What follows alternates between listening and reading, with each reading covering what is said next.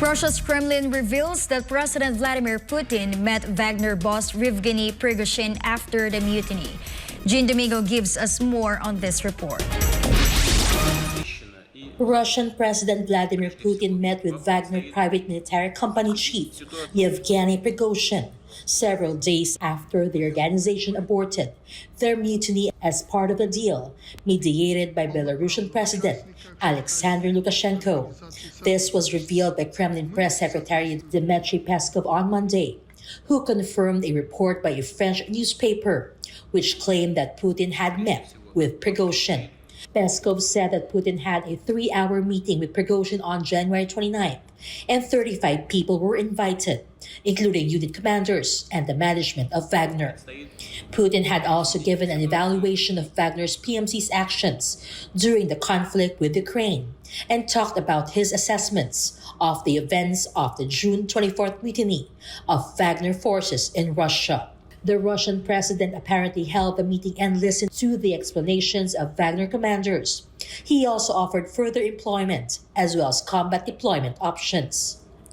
The Wagner commanders had also given their account of the mutiny, while stressing that they are staunch supporters and soldiers of the head of state, ready to fight for Russia going forward. It can be remembered that Prigozhin vowed strong retaliation on June 23 after accusing the Defense Ministry of Russia of staging a missile strike on the Wagner camp.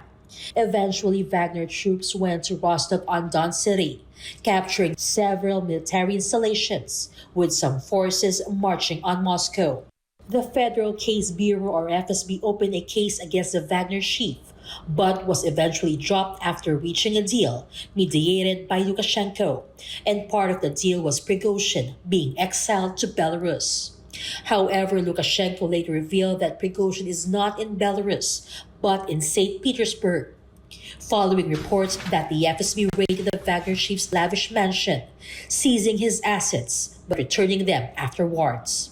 There were also Russian media reports indicating that Prigozhin walked into the FSB's office on July 4 to retrieve his seized assets.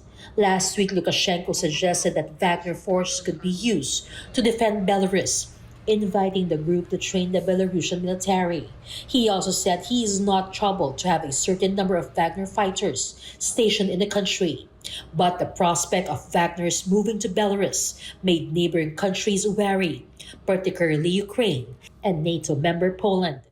Poland on Friday announced that it will deploy hundreds of soldiers and vehicles to the border with Belarus, saying that it needs to prevent attempts to destabilize the region, with Warsaw's 12th Mechanized Division saying that around 1,000 troops and 200 units of equipment will be stationed in the eastern province of Podlasky, located on the border with Belarus. Belarus has made similar allegations against Poland, claiming that Minsk coup plotters are being trained in Poland.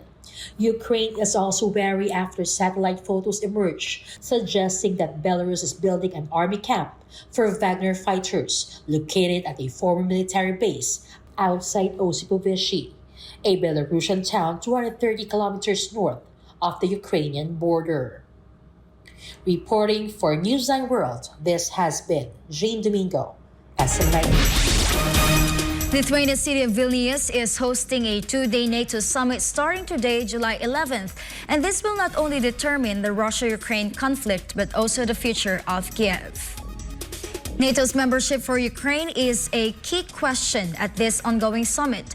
And amid Ukraine's counter-offensive efforts against Russian forces on this battlefield, country members of the bloc aim to send a strong message against Russia and its President Vladimir Putin.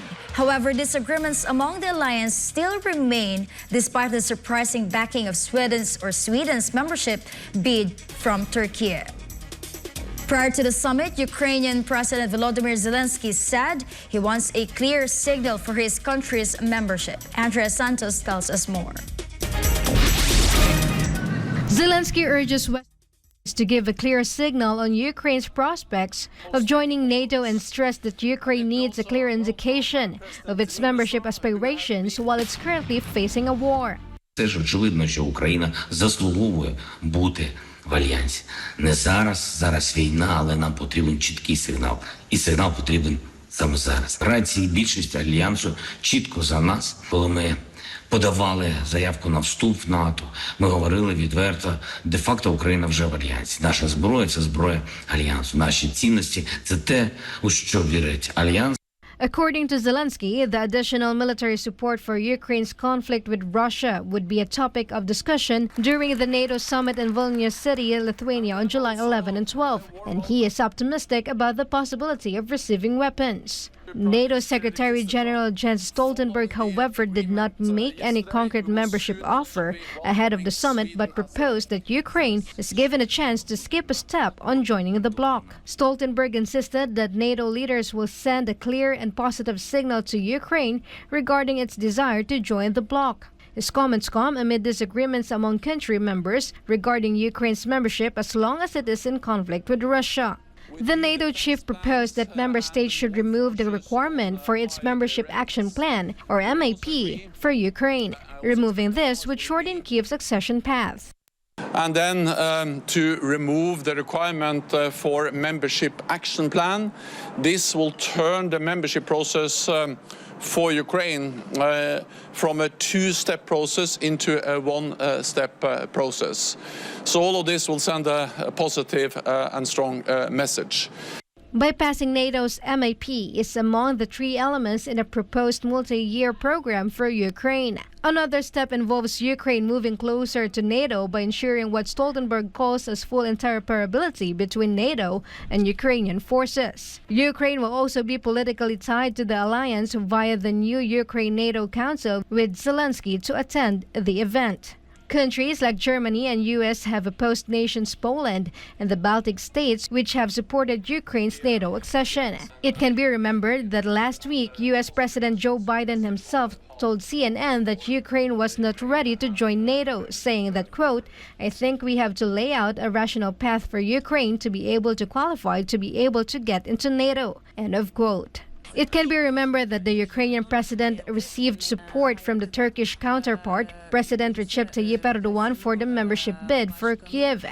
Meanwhile, in a surprise turn of events, Erdogan has also dropped his opposition to Sweden's application to join NATO, though no clear timeline has been announced for Sweden's accession to the alliance.